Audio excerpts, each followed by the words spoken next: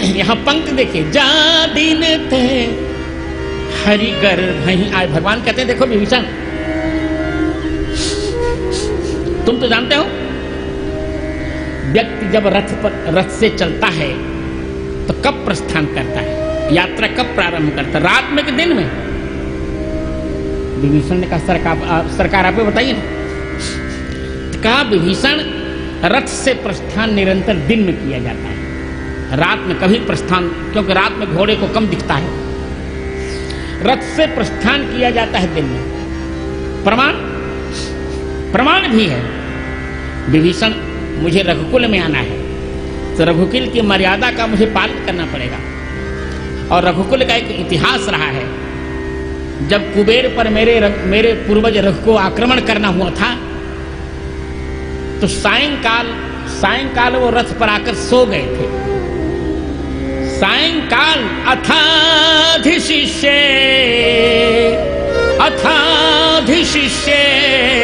प्रयतः प्रदोषे रथम रघुः कल्पित शस्त्रगर्भम सामंत संभावनयैव धीरः कैलाशनाथम तरसा जिगीषुः। रघुवंश महाकाव्यम के 5वें सर्ग के 26वें श्लोक में जब कुबेर पर आक्रमण करने का मन बनाया महाराज रघु ने, सायंकाल निर्णय लिया कि मुझे कुबेर पर आक्रमण करना है, तो सायंकाल प्रस्थान नहीं किया। सायंकाल रथ से प्रस्थान नहीं किया जा सकता था, इसलिए सारे हथियार उसमें रख लिए रथ में, और कल्पित शस्त्र गर्भम रथम रघु प्रदोषे अधिशिष्ये। सायंकाल होते ही अपने शयन कक्ष में रघु जी नहीं गए, रथ में ही जाकर के सो गए कि प्रातःकाल से सीधे प्रस्थान करूंगा। तो रथ से कभी रात में प्रस्थान नहीं किया जा सकता। तो चूंकि मुझे धर्म रूप रथ पर चढ़कर आना था, इसे जा दिन ते कहा। जिस दिन से राम जी आए, जा निशिते नहीं, निशा में गर्भाधान नहीं हुआ था राम जी का। जा निशिते हरि गर्भ आए नहीं लिखा गया। रात्रि में जिस रात भगवान गर्भ में आए ऐसा नहीं लिखा गया। जिस दिन से भगवान गर्भ में आए हैं उसी दिन से सारा संसार संपत्तियों से भर गया। तो चूंकि धर्म रूप रथ पर चढ़कर अयोध्या मंडल में अयोध्या के भूमंडल पर उतरकर रथ को छिपाकर मुझे कौशल्या जी के गर्भ में प्रवेश करना था। जिस दिन से गर्भ में आए हैं, जिस रात से नहीं लिखा जा रहा है, क्योंकि रथ से रात्रि में प्रस्थान नहीं किया जा सकता। इसी से सिद्ध हो रहा है कि जय ही जय हो सो स्यंदन आना। जिससे विजय होती तो रथ लाया, क्या बात है। और ध्यान रखिए कितना विचित्र है। देखिए धर्म के हमारे यहां 3 भेद माने जाते हैं। जगत गुरु आद्य शंकराचार्य ने तो धर्म के 2 भेद माने, एक प्रवृत्ति लक्षण धर्म और दूसरा निवृत्ति लक्षण धर्म। पर अपने प्रस्थानत्रयी भाष्य में मैंने अर्थात जगत गुरु रामानंदाचार्य स्वामी रामभद्राचार्य ने धर्म के 3 भेद माने, प्रवृत्ति लक्षण धर्म, निवृत्ति लक्षण धर्म और प्रपत्ति लक्षण धर्म।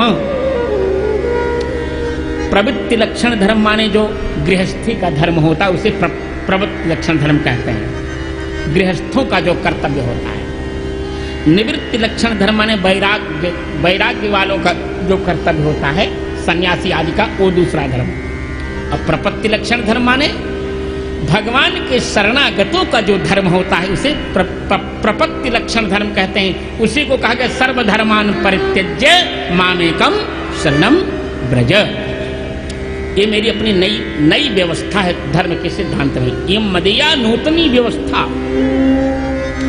आचार्य व्यवस्थापक होता है, तो मैंने अपने आचार्यत्व का प्रयोग करके धर्म में तीसरी व्यवस्था कही, प्रपत्ति लक्षण धर्म, ये तीसरा धर्म है।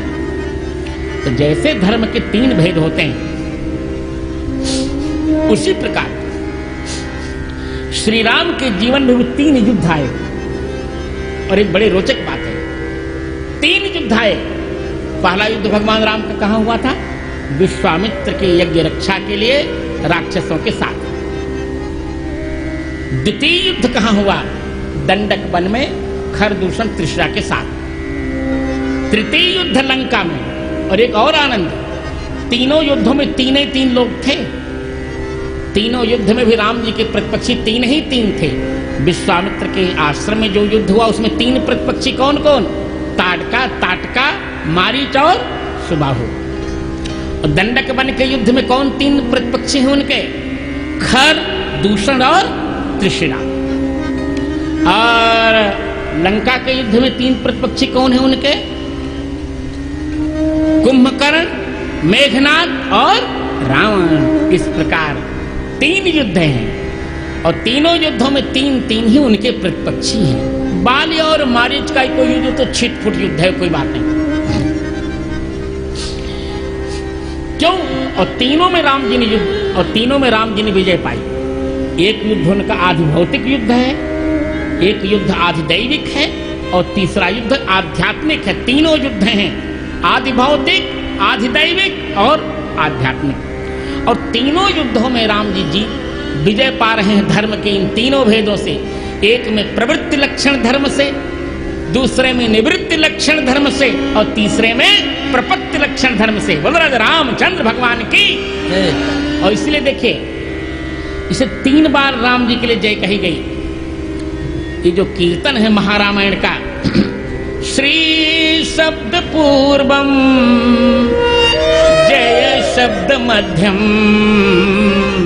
जय द्वैनापि ततः प्रयुक्तम, त्रिशब्द कृतो रघुनाथ नाम, जप्त्वा विहन्या द्विज कोटि हत्या। महारामायणकार कहते हैं कि श्री शब्द को पहले लगाओ और जय शब्द को बीच में करो और फिर 2 बार जय कह दो, फिर राम कहो। श्री, यहां 3 बार श्री राम जय, राम जय, जय राम। देखो, ये तीनों युद्धों का कीर्तन है। श्री राम जय, ये विश्वामित्र के आश्रम में जब युद्ध हुआ तो श्री राम जय, और दंडकारण्य में जब युद्ध हुआ तो राम जय, और रावण के साथ युद्ध हुआ तो जय राम। हे सच्चिदानंद राम आपकी जय हो। श्री राम, देखो 3 खंड हैं इसके। श्री राम जय, हे श्री राम, हे सीता सहित राम आप हमारे कामात्मक शत्रु को जीतिए। राम जय, हे राम आप हमारे क्रोध शत्रु को जीतिए, क्रोधात्मक शत्रु को जीत लीजिए। हो जय राम, और हे राम आप हमारे लोभात्मक शत्रु को जीतिए। तीनों युद्धों में, ये तीनों युद्ध उनके राम जी कहाँ हुए मित्रों? तीनों युद्ध वन में हो रहे हैं। एक सिद्धाश्रम के वन में हो रहा है, दूसरा दंडकारण्य के वन में हो रहा है और तीसरा लंका के सुवेल पर्वत वाले मैदान वाले वन में हो रहा है। तीनों वन में युद्ध हो रहे हैं। एक सिद्धाश्रम वन में, दूसरा दंडक वन में और तीसरा लंका के वन में, तीनों। और एक और बात, इन तीनों युद्धों में राम जी के पास रथ नहीं है। विश्वामित्र के साथ जब गए तो भी रथ नहीं है, भौतिक रूप से कोई रथ नहीं है। दंडक वन में भी कोई रथ नहीं है और रावण के युद्ध के प्रारंभ में भी कोई रथ नहीं है। और जो रथ आया ये भी एक बड़ा विचित्र क्रम है। जो रथ वहां आया वो कौन है, किसका रथ है? इंद्र का रथ है? लग तो रहा है सुरपति निज रथ तुरत पठावा, सुरपति निज रथ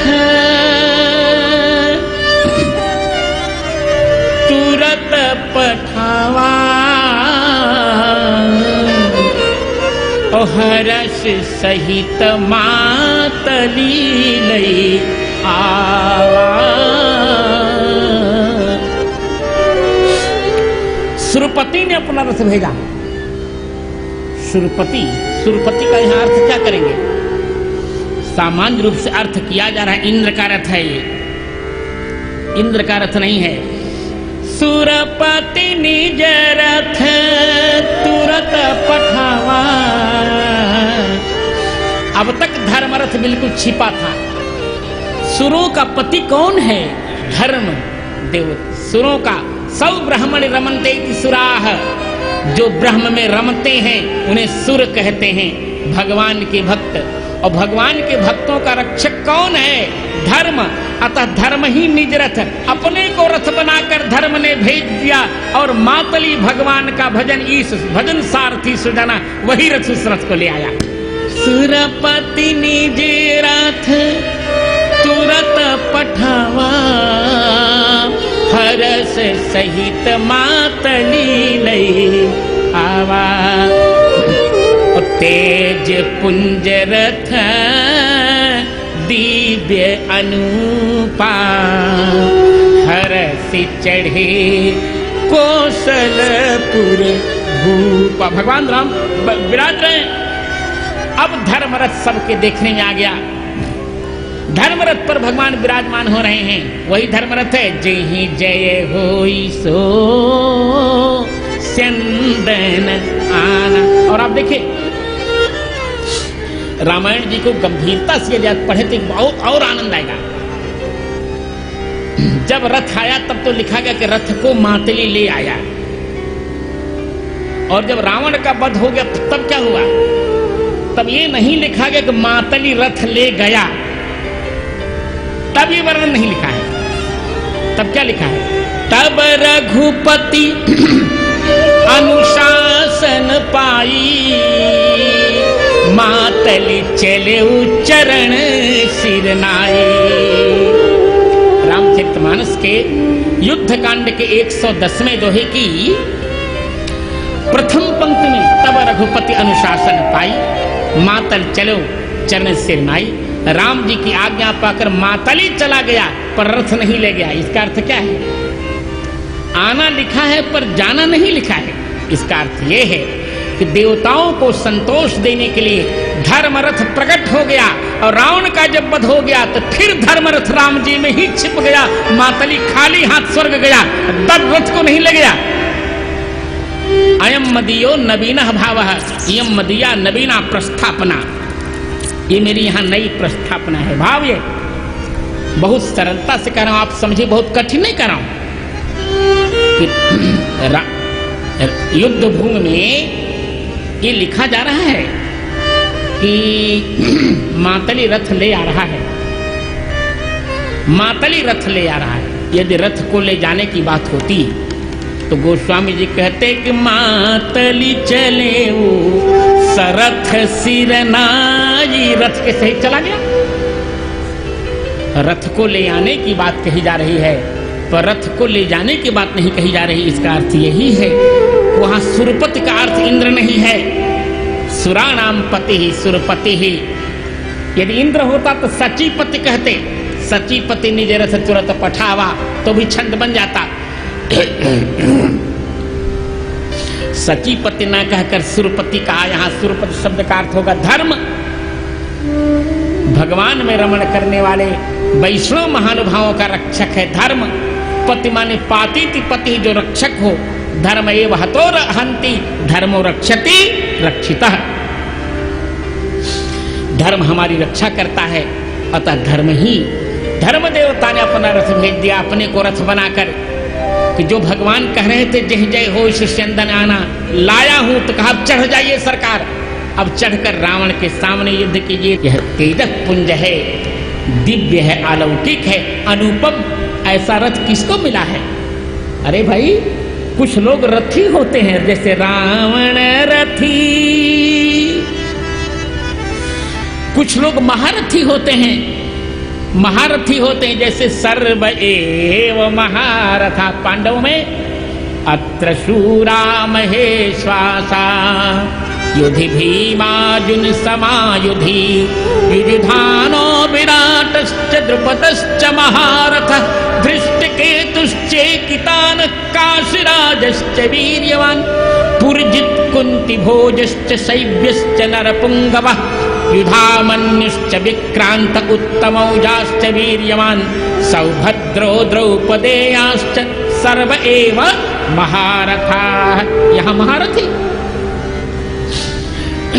महारथी और सात्यकी विराट द्रुपद धृष्टकेतु चेकितान काशीराज पुरजित कुंतीभोज शैब्य युधामन्यु विक्रांत उत्तमौजा अभिमन्यु और द्रौपदी के पांचों पुत्र 18 महारथी। तो रावण रथी है, पांडवों के 18 महारथी हैं, पर रामचंद्र जी रथी नहीं हैं, महारथी नहीं हैं, वो अतिरथ और धर्मरथी हैं। इसका फल आप देख रहे हैं। रावण रथी है हमारा, पांडवों के हम महारथी हैं। और एक आपको सबसे बड़ा आश्चर्य बता रहा हूं, जिन पांडवों के महारथियों का नाम गिनाया गया, जिनका नाम गिनाया, जैसे एक को छोड़कर सब मर गए, केवल एक बचा, एक को छोड़कर सभी मरे। सात्यकी को छोड़ दिया जाए, वो भी मरा ही समझिए, वो भी मरा ही समझिए। यदि अर्जुन भूरिश्रवा की भुजा न काटते तो मार ही डालता, वो भी मरा। सात्यकी, विराट, द्रुपद और धृष्टकेतु, चेकितान, काशीराज, पुरजित, कुंतीभोज, शैव्य, युधामन्यु, विक्रांत, उत्तमौजा, अभिमन्यु, द्रौपदी के पांचों पुत्र सब मरे। रथी मरे, महारथी मरे, सबको शत्रुओं ने मारा। और एक ऐसा व्यक्ति है जो मरा का उल्टा है, मरा, इसका उल्टा बोले श्रोताओं, मरा उल्टा बोलिए राम। राम कभी नहीं मर सकते हो, मरा का उल्टा है राम। बोल भक्त श्री भगवान की। क्यों नहीं मरते? अरे भाई, उन्हीं का नाम लेकर के मृत्युंजय जी उठे। भगवान कहते हैं धर्ममय जिसके पास रथ होता है उसको कोई जीत ही नहीं सकता। वो जीतने के लिए शत्रु नहीं मिलते, सब शत्रु अपने आप विजित हो जाते हैं। वो रथ टूटता नहीं। एक बात, अब यहाँ दो बात बहुत गंभीरता से सुनिए, बहुत गंभीरता से। 3 प्रकार से धर्म की व्याख्या की गई राम जी के लिए। मारीच कहता है राम जी का शरीर धर्ममय है, रामो विग्रहवान धर्म, रामो विग्रहवान धर्म है, राम जी का शरीर धर्म है। और राम जी कहते कि मेरा रथ धर्म का है। सखा धर्म में असरथ जाके जीतन कहना कतहु रिपुता की। राम जी कहते मेरा रथ धर्म है। और मेदिनी कोशकार एक और अच्छा कहते हैं, वो बहुत अच्छा कहते हैं। वो कहते राम जी का धनुष भी धर्म है। राम जी का धनुष भी क्या है? धर्म है। क्यों?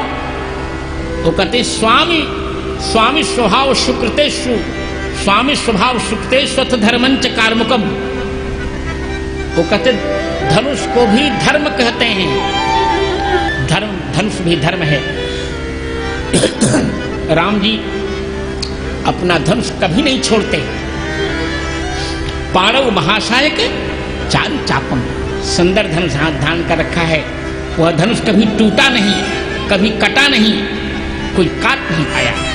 इसका तात्पर्य है कि तीनों प्रकार के धर्म राम जी धारण करते हैं। अब आगे देखिए,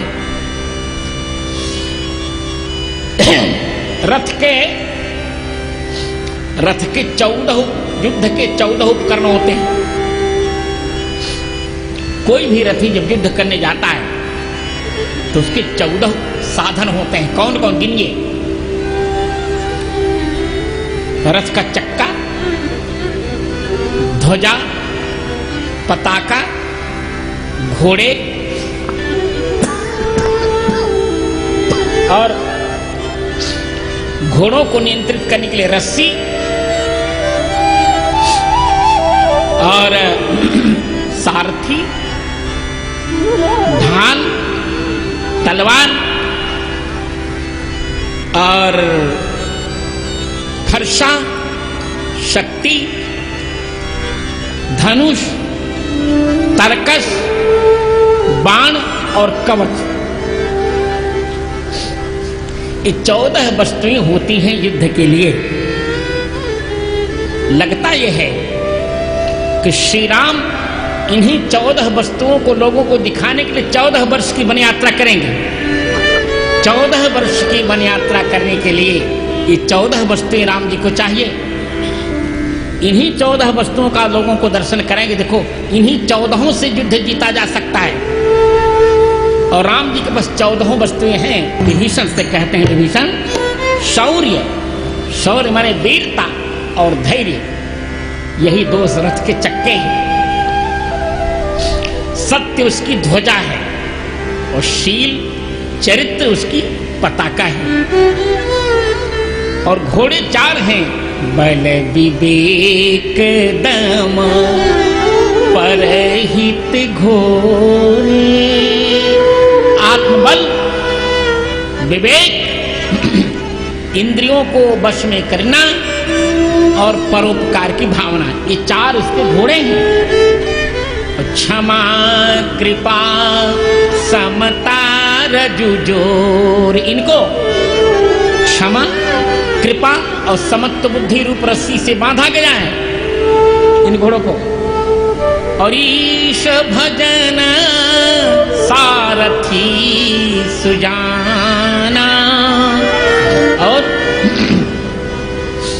भगवान का भजन, भगवान के प्रति प्रेम, ईश्वर के प्रति भक्ति, यही चतुर सारथी है। इस रथ को, धर्म रथ को यही चला सकता है। जो भजन नहीं करता भगवान का, वो धार्मिक नहीं हो सकता। और बीरति चरम संतोष कृपाण, वैराग्य उसकी ढाल है, संतोष उसकी तलवार है। दान परशु बुद्धि शक्ति प्रचंडा, दान देने की भावना यही उसका फरसा है। बुद्धि प्रचंड शक्ति है उसकी। और बर विज्ञान कठिन को दंड, और शास्त्र का अनुभव यही उसका धनुष है। नित्यानित्य का विवेक करना यही उसका धनुष है। ब्राह्मण और गुरु की पूजा यही अभेद्य कवच है। ये 14 उपकरण हैं, उनमें अवयवों को जोड़े कुल जोड़कर 20 हो जाते हैं। ये राम जी के पास ये सब है, सब कुछ, इसलिए वो जीतते हैं। अब आइए, अब आपको कथा भाग में घटाने के लिए एक स्थल पर ले चलें जिससे आपको लगे,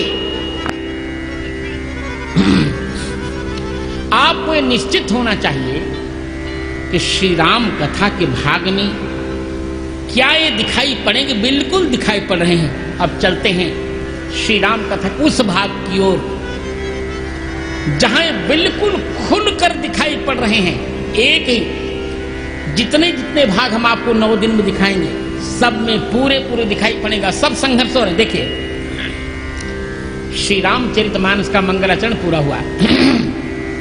बड़ा सुंदर मंगलाचरण किया है गोस्वामी जी ने। 43 दोहों में मंगलाचरण किया है। और 43 दोहों में मंगलाचरण के पश्चात भरद्वाज याज्ञवल्क्य का संवाद प्रारंभ किया। भरद्वाज कौन? भरद्वाज मुनि बसहि प्रयागा। भरद्वाज संस्कृत में प्रजा को वाज कहते हैं, द्वाज कहते हैं। संसार के प्राणियों को द्वाज कहते हैं। द्वाभ्याम जायते इति द्वाजः, जो माता पिता के संयोग से जन्म लेता उसे द्वाज कहते हैं। उनका जो पालन करे उसे भरद्वाज कहते हैं। किसी निरुक्त ने कहा, एस एव बिभ्रद्वाजः प्रजा वैवाजः तदेश बिभ्रति तदेश बिभर्ति इत्यसौ भरद्वाज इति प्रोच्यते। निरुक्तकार कहते हैं कि भरद्वाज प्रजा का पालन कर रहे हैं, सारी प्रजा का रक्षण कैसे पालन होगा? ये प्रजा तो मर रही है, मरती हुई प्रजा को क्या किया जाए? भरद्वाज ने सोचा कि याज्ञवल्क्य जी से पूछकर इसको राम कथा अमृत पिलाएंगे, भरद्वाज प्रजा की रक्षा करेंगे।